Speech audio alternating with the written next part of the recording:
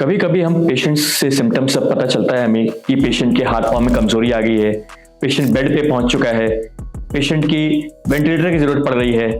और अगर हम उनसे रीजंस पूछते हैं तो पता चलता है कि पेशेंट को कोई फीवर हुआ जिसकी वजह से पेशेंट के सिम्टम्स बढ़ गए।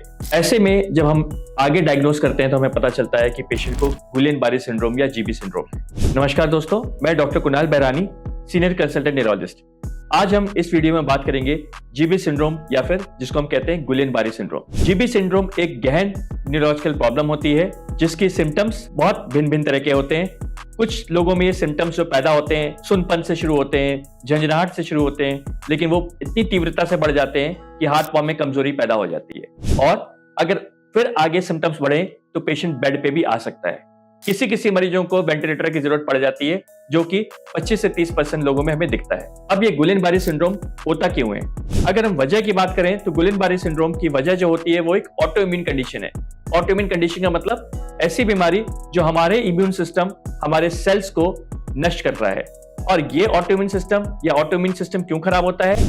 एक कोई ऐसा वायरल फीवर जो पेशेंट को इम्यूनिटी को खराब कर दे ताकि वो अपने सेल्स को नष्ट करना शुरू कर दे। तो ये इस वजह से जीबी सिंड्रोम होता है। अब हम इसको डायग्नोस कैसे करें? एक तो होती है क्लिनिकल सिम्टम्स जिससे हम पेशेंट को बता सकते हैं कि पेशेंट को गुइलेन-बारे सिंड्रोम है। कभी कभी एग्जामिनेशन से भी हमें पता चल जाता है कि पेशेंट को जीबी सिंड्रोम है कि नहीं। कुछ टेस्ट होते हैं जिसमें सबसे इंपॉर्टेंट टेस्ट होता है एनसीवी, नर्व कंडक्शन वेलोसिटी।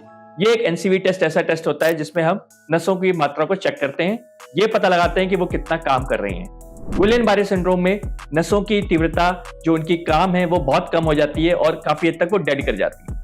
कुछ और टेस्ट होते हैं जैसे हम सीएसएफ स्टडी करते हैं, पीठ से पानी की जांच करते हैं पता लगाने के लिए कि कहीं कोई वजह है इस जीबी सिंड्रोम को की होने की। अब हम इसको ट्रीट कैसे करें? जीबी सिंड्रोम का ट्रीटमेंट दो तरह का होता है। कुछ इंजेक्शंस होते हैं जिसको हम इम्यूनोग्लोबुलिन कहते हैं, IVIG कहते हैं, जो एक इंजेक्शंस के फॉर्म पे मरीज को दी जाती है। दूसरा एक तरीका होता है जिसको हम प्लाज्मा एक्सचेंज कहते हैं। ये प्लाज्मा एक्सचेंज या प्लाज्माफेरेसिस ऐसा ट्रीटमेंट है जैसे हम डायलिसिस करते हैं जिसमें पेशेंट की खून की सफाई करते हैं।